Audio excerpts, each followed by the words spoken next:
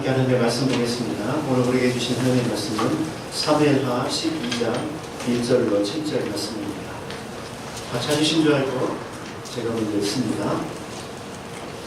여호와께서 나단을 다윗에게 보내시니 그가 다윗에게 가서 그에게 이르되 한 성읍에 두 사람이 있는데 한 사람은 부하고 한 사람은 가난하니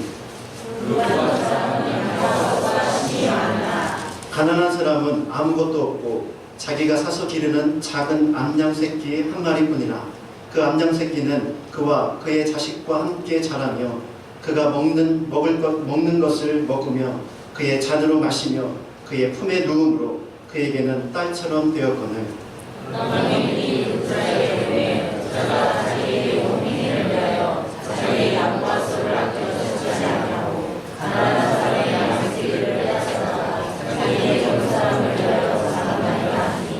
다윗이 그 사람으로 말미암아 노하여 나단에게 이르되 여호와의 살아계심을 두고 맹세하노니 이 일을 행한 그 사람은 마땅히 죽을 자라.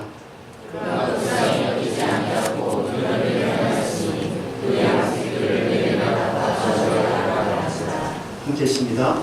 나단이 다윗에게 이르되 당신이 그 사람이라. 이스라엘 하나님 여호와께서 이와 같이 이르시기를 내가 너를 이스라엘 왕으로 기름 붓기 위하여 너를 사울의 손에서 구원하고. 아멘. 한 주간 잘 편하게 보내셨습니까? 날씨가 정말 이제 본격적인 여름으로 들어가는 것 같습니다. 주전에 기도하셨지만 우리나라에 더운 게 문제가 아니라 비가 필요합니다. 여러분들이 기도하실 때마다 빨리 비가 내릴 수 있도록 여러분들이 기도해 주시고 여러분의 심령에도 하나님의 단비가 내리도록 끊임없이 기도하는 저와 여러분이 되기를 소망합니다. 욕신의 가문이 있었습니다. 성이 욕이고요. 이 욕신의 가문에 3명의 아들이 있었거든요. 근데 생김새는 비슷하지만 성격이 다른 3명의 이제 삼형제가 있었는데 첫째 아들의 이름은 욕구라는 아들이었습니다. 본질적으로 꼭 필요한 존재이죠. 자타가 공인하도록 다 모든 사람에게 유익한 것입니다. 우리에게 있는 이 욕구가 무엇입니까? 잠자고 싶은 수면욕, 그다음에 식욕, 성욕 이런 것들이 있겠죠. 이것들은 사실은 없으면 안 되는 것들입니다. 먹지 않으면 죽을 수밖에 없고 자지 않으면 과로로 쓰러질 수밖에 없기 때문이죠. 그런데 둘째의 이름은 욕심입니다. 이 욕심은 첫째 아들과는 다르게 필요와 필수를 뛰어넘는 것을 의미합니다. 욕구는 없어서 안 될 것이지만 욕심은 없어도 되는 존재이죠. 욕심인의 식구들은 음식이라는 이 욕심으로 탐욕과 탐식 가운데 살아가게 됩니다. 수면은 중요한 것이지만 그러나 수면을 지나치게 하게 되면 그것은 게으름이 되고요. 즐거움은 중요한 것이지만 그것이 쾌락으로 번지면 그것이 죄로 번지게 되는 것이죠. 무엇보다도 자신의 이름을 드러내려고 하는 이 명성과 소유욕은 바로 우리에게 심각한 잘못을 저지르게 됩니다. 막내 3번째 아들의 이름은 욕망이라는 이름의 아들입니다. 첫 번째 욕구가 꼭 필요하고 그 다음에 두 번째 욕심이 필요 없는 없어도 되는 존재라면 욕망은 아예 있어서는 안 될 존재가 욕망이죠. 욕망은 우리로 하여금 불타오르게 만들어서 우리 삶을 후회하게 만듭니다. 이것으로 말미암아 우리 삶은 쓰러지고 넘어지게 되죠. 이 3가지 중에 여러분은 누구와 친구를 하면서 그렇게 살아가고 있습니까? 우리 삶에 무엇과 친근하게 살아가느냐가 우리 인생의 중요한 결정을 내리게 되는 것이죠. 우리가 지금 다윗의 삶을 계속해서 살펴보고 있는데요. 다윗의 삶의 마지막 부분을 오늘 우리가 살펴보기를 원합니다. 다윗의 삶을 한마디로 요약하라면 뭐라고 요약할 수 있을까요? 파란만장한 인생, 이렇게 아마 요약할 수 있지 않을까 그런 생각을 하게 됩니다. 다윗은 하나님의 마음에 합한 자로 골리앗과의 싸움을 승리했습니다. 10년 동안 광야에서 정말 눈물의 골짜기를 겪으면서도 그가 철저하게 훈련을 받았고 믿음 안에서 성숙한 사람이 되었죠. 이제 이렇게 그의 삶이 성숙해질 즈음에 이제 그의 삶의 고통과 고난이 이제 끝나가는 시점이 되었습니다. 그를 그렇게 괴롭히던 사울과 그의 가문이 전쟁에 나가서 블레셋과의 전쟁에서 그만 죽음을 당하게 되죠. 이때 하나님은 그를 유다의 지파로 왕으로 세우셨다가 조금 더 뒤에는 이스라엘 전체의 왕으로 세워지게 됩니다. 정말 기다리고 기다렸던 그 순간, 그때가 그에게 도래오게 된 것이죠. 고생 끝, 행복 시작이 그 인생 가운데 정말로 기적처럼 이루어지게 된 것입니다. 그런데 이렇게 풍요로울 것 같은 그의 인생 가운데 그가 예상치 못한 거대한 태풍 하나가 그의 삶에 몰려오고 있었습니다. 오늘 저는 다윗의 인생 가운데 빼놓을 수 없는 다윗의 인생의 실패와 좌절, 그리고 그것을 회복시켜 나가는 회복의 스토리를 함께 나눠보고자 합니다. 다윗의 인생 가운데 이것이 우리에게 주는 교훈이 무엇일지를 함께 살펴보면서 나아가기 원합니다.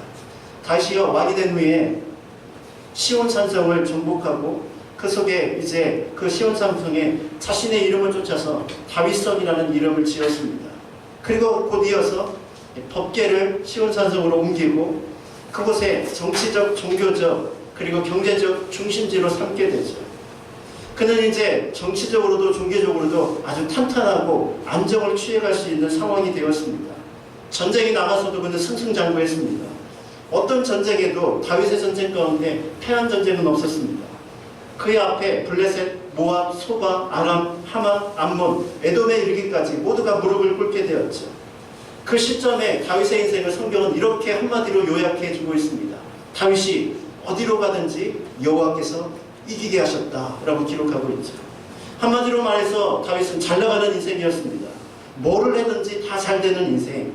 고생을 끝나고 이제 하나님 주신 축복을 마음껏 누리는 그런 때가 되었다는 것입니다. 다윗이 어디로 가든지 승리했다. 이 뜻이 무엇일까요? 하나님께서 그에게 승리를 허락해 주셨다는 것입니다. 이렇게 한참 어떻게 보면 인생의 최고의 정점에서 최고의 주가를 올리고 있는 그 상태에서 다윗의 인생 가운데 지울 수 없는, 아니 지우고 싶은 한 사건이 일어났죠. 그 사건이 바로 우리가 잘 알고 있는 밧세바 사건입니다. 밧세바 사건은 다윗의 인생 가운데 정말로 감추고 싶은 그런 슬픈 과거이죠. 그러나 성경은 이 밧세바 사건을 완전히 우리에게 드러내 보여주면서 다윗의 삶에 통한 우리의 교훈을 주고 있습니다. 그렇다면 밧세바 사건에 철저히 실패했던 이 다윗의 삶, 그는 왜 실수했고 이 실수를 통해서 우리에게 보여주시는 영적인 교훈이 무엇입니까? 첫 번째로 이것을 살펴보기 위해서는 그 당시에 한번 상황을 우리가 살펴보는 것이 필요합니다. 오늘 우리가 이제 12장을 읽었지만요, 밧세바 사건은 원래 11장에 기록되어 있습니다. 11장 1절을 시작하면서 성경은 이렇게 이야기하고 있습니다. 같이 한번 읽어볼까요? 시작. 다윗이 여호와가 그에게 있는 그의 고아들과 온 이스라엘 군대를 보내니 그들이 암몬 자손을 가라고 바다바를 애웠었고 다윗은 예루살렘에 그르더라. 다윗이 인생일 때 큰 실수를 범했던 밧세바 사건의 배경을 성경은 이렇게 소개해주고 있습니다. 이 이스라엘과 그리고 암몬과의 전쟁이 있었습니다. 장수들은 나와서 전쟁을 하고 있었는데 다윗은 지금 무엇을 하고 있습니까? 왕궁에 그대로 남았다라고 본문은 기록하고 있습니다. 무언가 이제 한 가지 사건이 일어날 그 단서를 사실은 성경은 우리에게 제공해 주고 있는 것입니다. 왜 그렇다면 다윗은 전쟁에 나가지 않고 왕궁에 그대로 머물러 있었을까요? 그 이유는 여러 가지 다양하게 살펴볼 수 있을 것입니다. 첫 번째로는 그가 전쟁에 나가서 승리를 하지 않아도 이미 수많은 전쟁 가운데서 승리한 사람이었습니다. 굳이 이 전쟁까지 나가지 않을 그런 분명한 그에게는 이유가 있었던 것이죠. 또 하나 그에게는 멋진 장수들이 있었습니다. 그를 대신해서 얼마든지 전쟁에 나가서 다윗 대신에 승리할 수 있는 훈련된 장수들이 있었죠. 실제로 1절 후반절에 보니까 이미 이 전쟁은 모든 암몬을 다 무너뜨리고 이제 수도인 랍바성만 남은 그런 상태였습니다. 이미 일이 술술술술 잘 풀리고 있었던 것이죠. 그런데 바로 이때 다윗이 범죄했다는 사실을 우리에게 교훈해 주는 것이 무엇입니까? 우리 인생 가운데 언제 위기가 찾아옵니까? 내가 열심을 내지 않아도 될 때, 땀과 눈물을 흘리지 않아도 시원한 바람을 맞으면서 이제 여유를 부리고 싶을 그때 바로 인생의 정점에 우리 인생 가운데 큰 위기가 다가온다는 사실을 우리가 기억할 필요가 있다는 것입니다. 지난 시간에 저는 어떤 말씀을 드렸습니까? 고난이 축복이다, 이런 이야기를 드렸죠. 고난이 왜 축복이 되죠? 몸은 힘들고 우리 삶은 지쳐가지만 그러나 그 고난 때문에 우리는 하나님 앞에 엎드릴 수밖에 없고 그 고난 때문에 하나님 앞에 부르짖을 수밖에 없고 그래서 오히려 그 고난의 현장이 하나님과 더 가까워지는 계기가 되기 때문이죠. 그리고 그 고난의 현장을 넘어가면서 우리는 하나님을 더욱더 친밀하게 만나게 되는 것입니다. 그런데 문제는 고난을 끝내고 우리 삶에 드디어 안락한 편안한 순간이 왔을 때 오히려 인생의 더 큰 위기가 우리에게 다가올 수 있다는 것입니다. 많은 사람들이 착각이 무엇인지 아십니까? 하나님은 우리의 인생 가운데 힘들 때 필요한 분이다라는 것입니다. 삶이 너무 공부하고 힘들 때 하나님이 아니면 정말로 안 되는 그 순간이 내 인생 가운데 하나님이 필요한 순간이라고 생각을 하는 것이죠. 그러나 여러분, 인생이 잘 풀리고 하나님의 누구의 도움 없이도 잘 되는 그 순간이 정말 하나님의 도우심이 필요한 순간이라는 것을 우리 인간들은 잊어버리고 산다는 것입니다. 여러분, 진짜 위기가 언제입니까? 하나님 없이도 절박하게 기도하지 않아도 심지어 하나님의 뜻을 구하지 않아도 일이 잘 풀려갈 때 그때가 정말 위기의 순간입니다. 아니, 더 큰 위기의 순간이 있는데 그때는 하나님의 뜻을 거스리고 내 마음대로 막 살아가는데도 불구하고 어려움이 없게 일이 잘 풀려진다면 그때가 인생에서 최고로 위험한 순간입니다. 성경은 세상은 어려울 때 일이 잘 되지 않을 때를 위기라고 말하지만 성경은 그렇게 말하지 않습니다. 성경에서의 위기는 하나님이 없는 순간이 위기입니다. 고난 중에도 하나님이 나와 함께 하심을 인지하고 그 믿음 가운데 걸어간다면 그것은 위기의 순간이 아니라 축복의 순간입니다. 그러나 모든 일이 잘 되고 하나님 없어도 잘 되는 그 순간이 우리 인생 가운데 진짜 위기의 순간이라는 것이죠. 사랑하는 제자매 여러분, 여러분은 지금 어떤 순간을 통과하고 있습니까? 여러분이 경험하는 그 순간, 그때가 지금 위기의 순간이 아닙니까? 미안하지만 다윗은 지금 자신이 위기 앞에 놓여있다는 것을 전혀 인식하고 있지 못하다는 것이죠. 왜냐하면 모든 일이 슬슬 잘 풀어지고 있었기 때문입니다. 성경에서 고린도전서 10장 12절에 유명한 말씀을 하고 있습니다. 같이 한번 읽어볼까요? 시작. 선줄로 생각하는 자는 이 뜻이 무엇입니까? 그래, 이제 됐어, 뭔가 이루었어, 성취했어, 이렇게 자부심을 갖는 그 순간이 바로 가장 넘어지기 쉬운 순간이라고 우리에게 말씀해주고 있는 것이죠. 불행하게도 지금 다윗은 스스로 서 있다고 생각하고 있습니다. 이제는 됐다라고 생각하고 있었죠. 그러나 자신이 지금 벼랑 끝에 서 있다는 것을 전혀 인식하지 못했습니다. 그에게 점점 서서히 위험과 위기가 다가오고 있죠. 자, 2절을 보십시오. 더 구체적으로 우리에게 설명해주고 있습니다. 2절도 같이 한번 읽어봅시다. 시작. 그때 다윗이 그의 신상에서 일어나 왕궁사에서 걸리다가 그곳에서 하나님의 이름을 전하되 시작하고 있습니다. 다윗은 전쟁에 참여하지 않았을 뿐만 아니라 심지어 서산 리엇에 해가 질 때까지 푹 낮잠을 즐기고 있었다라고 본문은 우리에게 보여주고 있습니다. 뜨거운 태양을 피해서 잠시 잠을 자는 것은 바로 이 고대 근동의 중요한 일상 중에 하나였습니다. 오후에 잠을 자는 것은 아무런 문제가 되지 않습니다. 그러나 문제는 무엇이냐면 다윗이 지금 저녁에 이르기까지 잠을 잔다는 것이 문제입니다. 이것을 통해서 성경이 우리에게 가르쳐주는 것이 무엇입니까? 그의 지금 안일한 삶의 태도를 우리에게 적나라하게 드러내주는 것이죠. 지금 자신의 군대들은 목숨을 걸고 전쟁의 현장에 남아있습니다. 근데 다윗은 깊은 잠에 빠져서 아주 평안함을 즐기고 있는 것이죠. 한마디로 말해서 지금 다윗은 나태라는 것에 빠져 있는 것입니다. 우리 주변에 우리는 이런 나태의 잠에 빠져 있는 사람을 쉽게 발견합니다. 인생이 너무 고통스러워서 예수 아니면 안 되는 그 상황 가운데 하나님께 무릎 꿇었던 사람, 기도의 응답을 받고 이제 일이 잘 풀려집니다. 이제 문제가 해결되어지면 그 다음부터는 내가 언제 그렸다는 듯이 하나님을 찾지 않습니다. 그리고 세상을 향해 점점 나아가죠. 아주 세상으로 나아가지 않더라도 많은 사람들이 큰 문제를 해결하고 나면 다윗처럼 영적인 나태, 즉 깊은 잠에 빠져서 낮잠을 즐긴다는 것입니다. 저와 여러분은 요즘 어떻습니까? 잠시 쉼이 필요합니다. 그러나 그 쉼이 너무 길어져 버리면 우리 인생 가운데 헤어나지 못할 깊은 수렁에 빠지게 된다는 것을 우리가 기억해야만 합니다. 예배도 마찬가지고 우리 신앙생활도 마찬가지입니다. 너무 즐겁고 행복한 순간이 있습니다. 그러나 이 행복한 순간에 영적인 긴장을 늦춰져 버리면 우리는 영적인 깊은 잠에 빠져갈 수밖에 없다는 것이죠. 다윗은 이제 깊은 잠에서 깨어나서 이제 한가롭게 이 지붕을 거닐고 있었습니다. 이 지형이, 예루살렘 지형이 높은 고지대에다가 단계식으로 이렇게 집이 지어져 있기 때문에 가장 높은 곳에 살던 다윗은 밑에를 이렇게 훤하게 내려다볼 수 있는 환경이 있었습니다. 아마도 다윗은 흐뭇한 미소를 지으면서 내가 이 성을 빼앗기 위해서 얼마나 노력을 했던가, 자신이 세운 성전을 바라보면서 흐뭇한 미소를 짓고 있었을 것입니다. 바로 그때 그의 눈에 띄는 한 장면이 그의 눈에 확 들어왔죠. 모욕을 하고 있는 바로 여인의 모습입니다. 이 순간 자신 안에 안목의 정욕을 자극하고 있는 이 장면을 보게 된 것입니다. 마치 에덴 동산에서 아담과 하와가 그랬던 것처럼 영적인 긴장감을 늦춰져 버리자 바로 그 순간에 유혹이 그에게 찾아온 것입니다. 여러분, 이러한 다윗의 모습을 보면서 우리가 무엇을 발견합니까? 한편으로 보면 다윗의 마음이 이해가 됩니다. 다윗이 그동안 얼마나 힘든 순간을 경험했습니까? 한순간도 숨 돌릴 틈 없이 매일마다 죽음을 쫓겨다니면서 살았습니다. 이제는 좀 낮잠도 자고 쉴 수 있는 환경이 된 것이죠. 인간적으로 보면 사실은 다윗에 대해서 이렇게 우리도 왜 이렇게 잠을 자는가 욕하면서도 우리는 솔직한 심정으로 나도 다윗처럼 저렇게 낮잠을 길게 한번 잡았으면 좋겠다, 그런 생각을 우리 스스로가 갖게 되는 것이죠. 그러나 여러분, 여기서 조심해야 될 것이 있습니다. 육신으로 쉬는 것과 영적으로 쉬는 것은 분명히 다르다는 것입니다. 육신은 때는 우리가 쉼이 필요합니다. 그러나 육신의 쉼과 함께 영적으로도 쉬어버리면 그것이 문제가 되어버린다는 것이죠.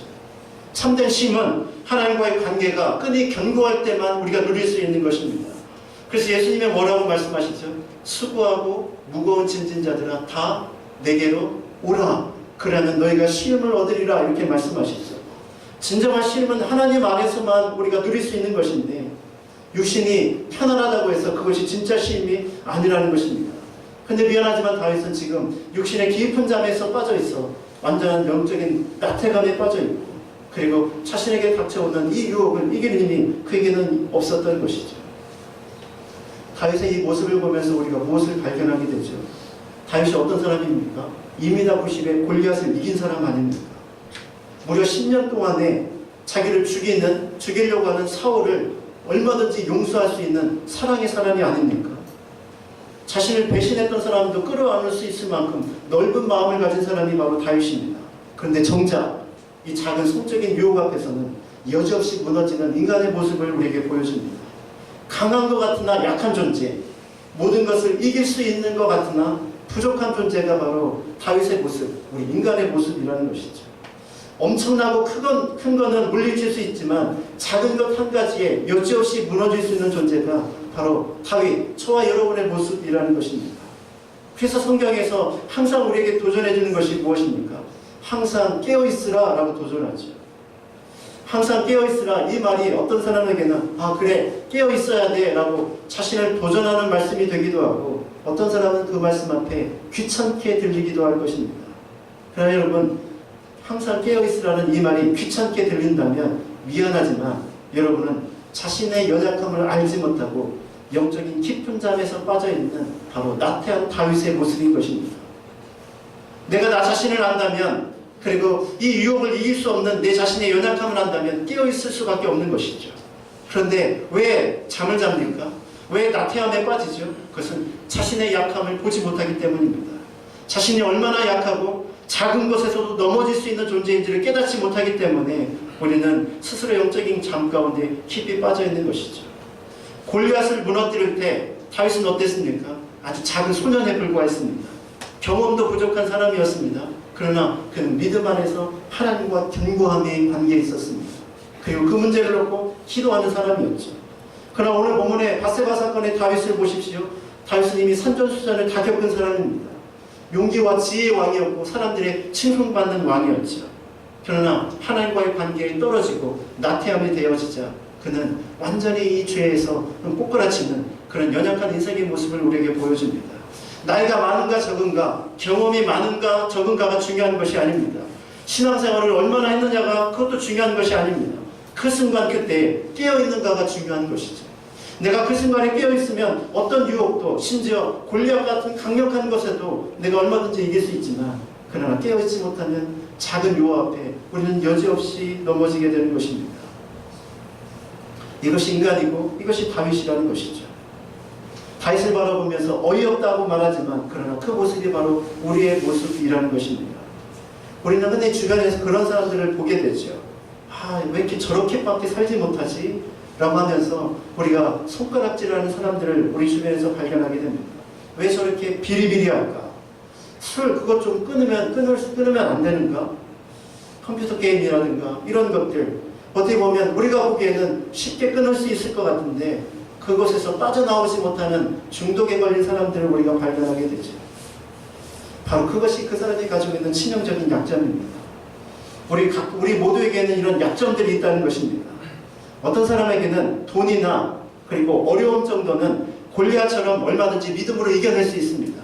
그런데 남편의 문제 그리고 자녀의 문제 앞에서는 바로 감정이 무너지고 영성도 완전히 무너지는 연약한 모습을 그대로 드러내죠. 어떤 이는 술과 담배와 도박과 성의 문제에 있어서 이렇게 다윗처럼 꼬꾸라치는 모습들을 우리에게 보여줍니다. 다윗의 삶을 무너뜨리는 것은 골리앗이 아니었습니다. 강력한 나라도 아니었죠. 바로 안목의 종교 그거 한 가지가 다윗의 삶을 완전히 무너뜨리고 만 것이죠. 우리 모두에게도 이런 영적인 밧세바가 있다는 것입니다. 나의 삶을 무너뜨리는 작은 영적인 밧세바 그러나 그것을 향해 내가 깨어있지 못하면 우리는 그것 때문에 우리 삶이 완전히 무너지게 되는 것이죠. 잘 넘어지고 쓰러지게 만드는 나만의 약점, 나만의 영적인 밧세바가 무엇입니까? 우리는 크고 엄청난 것에서 우리 삶이 무너지는 것이 아니라 작고 사소한 것에서 무너진다는 사실을 기억하십시오. 그렇다면 우리 스스로를 돌아보면서 내가 무너질 수밖에 없는 약점이 무엇인지를 깨닫는 것이 그래서 중요합니다. 그 약점을 잘 관리하지 못하면 우리 삶이 무너지고 우리 가정이 무너지기 때문이죠. 영적으로 깨어있으면 우리는 골리앗도 이길 수 있지만 그러나 영적으로 나태함에 빠지면 작은 유혹 앞에서도 쉽게 넘어질 수밖에 없는 것입니다. 그것이 끝이 아닙니다. 다윗이 이제 몽롱한 상태에서 영적으로 깨어있습니다. 그러나 영적으로는 완전히 깊은 나태감 가운데 빠져 있었죠. 눈으로 들어오는 이 영적인 안목에 그는 여지없이 반응을 하기 시작합니다. 그런데요, 여기서 중요한 또 한 가지. 다윗의 욕망의 열차는 결코 멈추지 못했다는 것입니다. 다윗은 얼마든지 여기서 수급할 수도 있었습니다. 우리아의 아내의 모습을 보면서 이것이 유혹이라고 생각했다면 거기서부터 끊을 수 있었고 그 다음에 그가 우리아의 아내였다는 사실을 알게 되면 그것으로부터 끊을 수 있었습니다. 여러 차례 죄악을 저지르지 않을 수 있는 가능성이 있었지만 그러나 다윗은 그 모든 것을 뒤로한 채 멈추지 않는 열차에 탄 사람처럼 끊임없이 욕구를 향하여 달려갔죠. 근데 여기서 우리가 중요한 포인트 하나가 있습니다. 다윗은 밧세바를 범하는 이 죄악 가운데서 자신이 가지고 있는 권력과 그리고 모든 힘을 총동원했다는 것입니다. 오늘 본문에 보십시오. 3절과 4절에 보면 다윗은 사람을 보내서 그 여인이 누군지 알아보게 했습니다. 그리고 그 여인이 우리아의 아내라는 사실을 알고도 그를 데려오라고 했고 그리고 자신의 힘으로 그녀를 굴복시켰습니다. 자신의 욕구를 채우기 위해서 자신의 힘을 동원한 것이죠. 그리고 그녀를 돌려보냈습니다. 그렇게 묻혀질 것 같았는데 아니요, 그녀가 그만 임신을 하고 말죠. 그러자 다윗은 어떻게 합니까? 전쟁터에 나가 있는 우리아를 데려옵니다. 그리고 그 여인에게 들어가게 만들죠. 자신의 죄악을 가리기 위해서 그렇게 하는 것입니다. 그러나 충신이었던 우리아는 그 다윗의 말을 듣지 않습니다. 그러자 다윗이 어떻게 합니까? 나중에는 전쟁터에서 요압을 시켜서 전쟁터 맨 앞에 이 우리아를 내보내고 결국 그 전쟁터에서 우리아를 죽게 만드는 살인죄까지도 범하게 되죠. 이 모든 과정 가운데 다윗은 자신이 가진 왕으로서의 권세와 능력을 다 사용합니다. 이것이 바로 다윗이 우리에게 보여주는 슬픈 현장의 모습이죠. 이 일련의 과정 통해서 우리는 다윗의 어떤 모습을 발견하게 됩니까? 다윗이 어떤 사람이었습니까? 광야에서는 정말로 힘들고 어려운 사람들을 돌아보고 그들의 아픔을 싸매주던 사람이 아니었습니까? 자신에게 온 빚진 자, 억울한 자들을 끝까지 품어주는 사람이었고 자기도 어려우면서도 시글나게 어려움에 처했을 때 목숨을 걸고 그 고장을 구원해준 그런 사람이었습니다. 다윗이요, 힘들고 어려울 때는 옆에 있는 힘들고 어려운 사람을 돌아볼 줄 아는 그런 믿음의 사람이었죠. 그런데 놀랍게도 이제 힘과 권세를 가지게 되자 그 가진 힘을 가지고 주변의 이웃을 살려내는 데 사용하는 것이 아니라 자신의 욕구를 채우는데, 욕구를 만족시키는데 그 모든 에너지를 사용했다는 것에 우리가 탄식하게 되는 것이죠.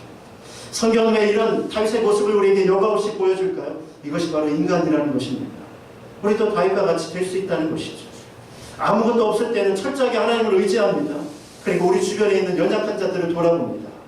그런데요, 우리가 이제 생활이 좋아지고 힘과 능력을 갖게 되면 우리도 모르는 사이에 그 힘을 나만을 위해서 사용하는 그런 삶이 되어진다는 것이죠. 여러분, 죄가 무엇입니까? 결국 죄는 하나님의 통제함을 받지 않고 자신의 욕구와 욕망에 충실하게 살아가는 것이 바로 죄입니다. 나의 만족을 위해, 기분을 위해 다른 사람을 희생시키는 것, 그것이 바로 죄의 모습이라는 것이죠. 큰 힘을 가진 자가, 이런 욕망에 충실한 자가 나라의 지도자가 되면 그 사람이 독재자가 되는 것입니다. 그리고 그런 힘을 가지고 통제되지 않는 욕망을 가지고 살아가는 사람이 가장이 되면 폭력적인 가장이 되는 것이죠. 내 안에 여러분 이런 다윗의 모습이 있지 않습니까? 내가 무슨 그 다윗과 같은 엄청난 범죄를 저질렀다고 이렇게 이야기하십니까? 이렇게 아마 우리가 말씀하고 싶을 것입니다. 그러나 우리 자신의 삶을 한번 스스로 잘 돌아보십시오. 가정 안에서 여러분은 어떤 아버지, 어떤 어머니의 모습으로 살아가고 있습니까? 밖에서 일이 잘 풀리지 않고 피곤해지면 가정 안에 돌아와서 언어와 물리적으로 폭력을 행사하는 그런 모습이 우리 안에도 있지 않습니까? 자신이 가지고 있는 힘과 권력을 이웃을 섬기는 데 사용하는 것이 아니라 자신의 욕망에 충실하고 욕구가 채워지지 않으면 그것을 화로, 분노로 분출하는 그런 모습이 있다면 그것이 바로 우리 안에 있는 이 다윗의 모습이라는 것이죠. 자신의 권력을 남용하는 모습들이 어느 누구에게나 다 있다는 것입니다. 고난받을 때 동료의식을 가지고 살아가다가도 힘을 받게 되면 다투고 싸우는 이유가 바로 여기에 있는 것이죠. 하나님께서 여러분에게 어떤 힘을 주셨습니까? 어떤 위치를 주셨나요? 그러면 그 위치와 힘을 가지고 여러분은 어떻게 사용하고 있습니까? 다윗의 모습이 우리에게 이런 정반대의 모습 속에서 우리는 다윗을 통해서 우리가 충격을 받게 되는 것이죠. 다윗은 이렇게 새롭게 인생을 점점 변질되어 가고 있었던 것입니다. 우리가 흔히 쓰는 단어 중에 변화라는 단어가 있죠. 이 변화라는 단어는 두 가지 의미를 다 같이 가지고 있습니다. 긍정적인 의미와 부정적인 의미를 가지고 있죠. 그래서 긍정적인 의미는 저 사람 변했어 라고 이렇게 쓰는 것입니다. 그건 무슨 뜻이죠? 저 사람이 예전과 다른 삶이 되었어, 성숙해졌어 이렇게 쓰는 것입니다. 그런데 저 인간 변했어 이렇게 말하면 무슨 뜻이죠? 쉽게 표현해보면 변질됐다는 것입니다. 예전에는 저런 사람이 아니었는데 이 인간이 참 이상하게 변질되었다 이렇게 말하는 것이죠. 다윗은 어떻게 되었나요? 다윗은 점점 변질된 모습을 우리에게 보여주고 있는 것입니다. 다윗의 모습이 참 안타까운 것은 그의 삶이 점점 이렇게 악한 모습으로 변질되어 가고 있다는 것이죠. 바세바 사건은 사실은 다윗이 처음 생각했던 것보다 더 엄청난 죄악을 저지르고 마는 자신의 모습이 그렇게 드러났습니다. 그런데 다윗은 이제 이 모습을 이제 꽁꽁 숨기면서 그렇게 인생을 살아가고 있었습니다. 엄격한 의미에서 보면 다윗의 인생 가운데 바세바를 범한 후에도 아무런 일이 일어나지 않았습니다. 여전히 그는 왕이었고 여전히 존경받는 사람이었고 여전히 전쟁에 나가면 승리하는 승리의 사람이었죠. 그런데 하나님께서 이 감추어져 있던 것들을 서서히 밖으로 끄집어내기 시작하죠. 오늘 우리가 읽은 이 12장이 바로 그런 내용입니다. 하나님이 나단 선지자를 이제 다윗 앞에 세우고 그의 죄를 낱낱이 드러내기 시작하죠. 다윗 앞에 서서 이야기할 때 다윗의 죄를 바로 지적한 것이 아닙니다. 하나의 스토리를 꺼내기 시작하죠. 한 고장에 두 명의 사람이 있는데 한 사람은 양과 소가 많은 부자였고 한 사람은 어린 암양 새끼 한 마리만 있는 그런 가난한 집이었는데 부자 집에 손님이 왔는데 자기 집에 있는 소와 양을 아껴서 그 가난한 집의 것을 빼어다가 그에게 제공을 했다는 것입니다. 이 이야기를 들으면서 다윗이 어떻게 반응합니까? 다윗은 흥분하기 시작하죠. 그리고 어떻게 이야기하죠? 이 사람이 만약 우리나라에 있다면 그 사람은 반드시 뭐해야 하리라? 죽어야 하리라 이렇게 이야기합니다. 다른 사람의 죄에 대해서 흥분을 하며 이야기하는 이 다윗의 모습을 보십시오. 이것이 바로 우리 인간의 모습이라는 것이죠. 그러나 이렇게 흥분이 채 가시지도 않을 때 바로 나단 선지자가 다윗에게 이렇게 이야기합니다. 같이 한번 읽어봅시다. 시작. 당신이 그 사람이다 라고 이렇게 지적합니다. 그런 인간이 있다고 그런 인간은 죽어야 합니다 라고 말했는데 다윗은 그 죽을 인간이 바로 당신이다 이렇게 지적하고 있는 것이죠. 당신이 바로 그 놈입니다. 당신이 바로 그 사람입니다. 이렇게 흥분하고 있는 다윗에게 선포하고 있는 것입니다. 다윗은 그때야 비로소 번쩍 영적인 눈이 뜨기 시작하죠. 내가 바로 그런 존재이구나. 그런 인식이 깨달아진 것입니다. 나는 그래도 사울보다는 훨씬 나은 존재라고 생각했는데 아니라는 것이죠. 내가 사울보다 더 악한 존재라는 것을 그때에서 비로소 깨닫게 된 것입니다. 그렇습니다. 우리가 들어야 될 말이 있다면 바로 당신이 그 사람이다 라는 오늘 본문의 제목의 이 말씀입니다. 우리는 말씀을 들으면서 우리도 다윗과 같은 반응을 보이죠. 나는 항상 피해자이고 내 주변의 사람들은 가해자라고 생각합니다. 그러나 성경은 우리에게 뭐라고 이야기합니까? 너도 가해자다라고 이렇게 도전해주고 있는 것이죠. 우리는 우리의 숨어있는 우리의 죄를 꽁꽁 숨겨서 우리의 죄를 감추려고 합니다. 그러나 다른 사람의 죄에 대해서는 다 질투어내서 어떻게 이런 인간이 있을 수 있는가라고 지적하고 싶은 것이 우리 인간의 모습입니다. 그러나 성경은 우리에게 거꾸로 네 안에 있는 그런 은밀하게 숨겨진 죄악도 보라고 우리에게 그렇게 도전해주고 있는 것이죠. 우리도 오늘 다윗의 이야기를 보면서 내심 저 정도는 아닐 것이다 라고 그렇게 말하고 싶을 것입니다. 그러나 여러분, 우리가 기억해야 될 것이 있습니다. 내 죄가 보이면 우리는 하나님 앞에 겸손해집니다. 내 죄가 보이면 다른 사람의 죄가 보이지 않습니다. 하나님 앞에선 죄인으로서의 나 자신의 모습만 보일 뿐이죠. 그러나 요즘 여러분이 누군가의 죄를 자꾸 지적하고 있다면 여러분은 여러분의 죄를 지금 보지 못하고 있는 것입니다. 다윗의 모습이 아주 혀를 찰 만큼 그렇게 나쁜 죄질의 것이라고요? 그렇다면 우리의 삶의 모습은 어떨까요? 물론 우리는 바세바와 이 다윗과 같이 바세바를 성적으로 범하지 않을 수 있습니다. 그러나 예수님은 뭐라고 말하죠? 여인에게 음욕을 품는 자도 이미 범하였다라고 주님은 말씀하고 있지 않습니까? 우리는 우리 아를 죽이지 않았습니다. 그러나 죽도록 미워하고 뒤에서 욕하면서 그 사람의 인격을 깎아내리고 죽이는 것을 얼마나 자주 합니까?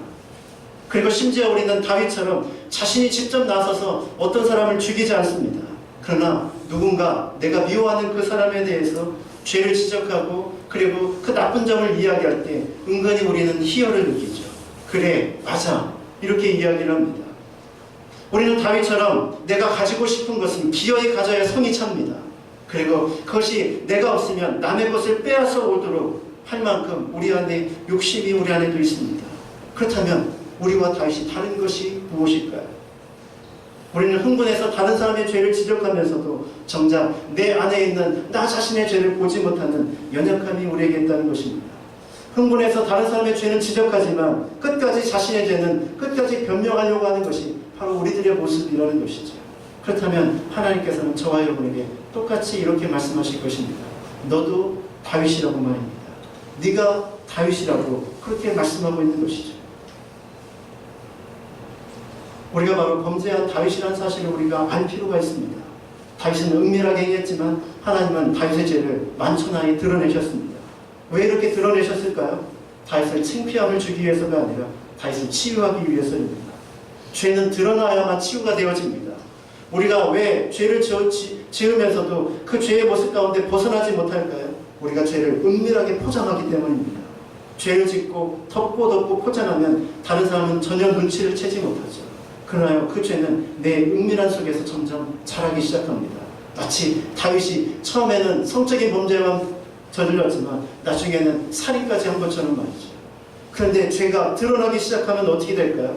가리면 가릴수록 죄는 더 깊어지고 자라지만 드러내기 시작하면 그 속에서 이제 치유의 역사가 나타나게 되는 것이죠. 하나님께서는 그 다윗의 죄를 드러내셨습니다. 그리고 이제 그 죄에 대해서 하나씩 칼을 대기 시작하죠. 그리고 결국 그 죄에 대해서 다윗은 인정하지 않을 수밖에 없는 상황에 직면하게 됩니다. 그리고 13절에 다윗이 이렇게 고백을 하게 되죠. 같이 한번 읽어볼까요? 시작.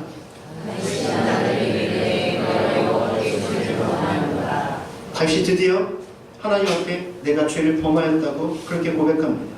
그런데요, 다윗이 고백하는 이 고백을요, 시편 51편에 좀 길게 자기가 범한 죄를 고백하고 있는데 그 내용이 좀 시간이 많이 지났지만 우리 같이 한번 읽어보기를 원합니다.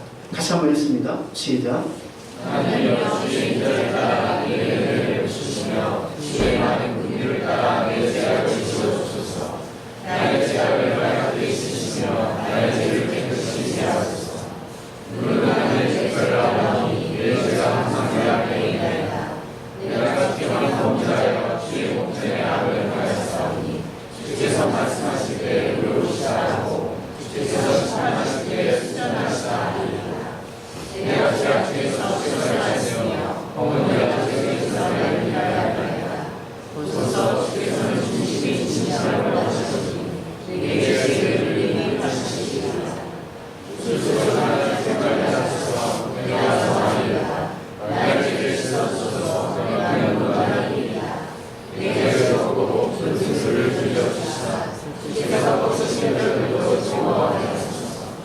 바세바를 범한 후에 다윗이 하나님 앞에 회개하는 기도의 내용입니다. 그런데요, 재미있는 것은 이 시에서 바세바 사건을 한마디도 언급하고 있지 않다는 것입니다. 근데요, 다윗은 뭐라고 고백합니까? 오히려 자기가 모태에서부터 죄 가운데 태어나고 내 죄가 항상 주 앞에 있다고 그렇게 고백하죠. 무슨 뜻일까요? 다윗은 지금 하나님 앞에 회개할 때 단지 그냥 바세바 사건 한 가지만 놓고 회개하는 것이 아니라는 것입니다. 하나님 없이 살아가며 나태하게 빠지며 그렇게 범죄하게 빠졌던 자신의 모든 삶들을 돌아보면서 자신이 얼마나 나약하고 부족하며 죄인인가를 철저하게 고백하고 있는 것이죠. 뿌리 깊게 있는 자신의 죄악의 모습을 들여다보고 그 사건을 고백하고 있는 것입니다. 다윗은 이 바세바 사건을 통해서 자신이 얼마나 연약한 존재인지, 얼마나 깊은 죄인인지를 깨닫고 그렇게 하나님께 엎드리는 것이죠. 하나님께서는 바로 이것을 보기 위해서 바로 이 다윗의 죄를 완전하게 드러내신 것입니다. 다윗의 실패와 회복을 보면서 우리가 무엇을 깨닫습니까? 무엇이 실패고 무엇이 성공일까요? 실패는 하나님 없이 살아가는 모든 순간이 실패입니다. 반면에 회복은 하나님 없었던 자신의 삶을 회개하고 하나님의 주인 되심을 인정하며 그 앞에 엎드리는 것, 그것이 성공이죠. 바세바를 범한 성적인 범죄나 우리아를 죽인 살인죄가 문제가 아니라 그 전에 근원적인 죄, 즉 자신의 욕구에 충실했던 하나님 없이 살았던 자신의 삶에 대한 고백이 없으면 우리의 삶은 절대로 새로워질 수 없다는 것입니다. 하나님 이런 삶을 돌이키기 위해서 오늘날에도 저와 여러분에게 나단을 보내시는 것이죠. 그 말씀은 우리의 심장과 마음을 파고들어서 우리의 모든 것들을 드러내기 시작합니다. 바로 그때 내 죄가 보이기 시작하는 것이죠. 바로 그때 우리는 이렇게 고백하게 되는 것입니다. 제가 죄인입니다 라고 고백하게 되는 것이죠. 하나님은 이렇게 회개하는 자에게 새로운 기회를 허락해 주십니다.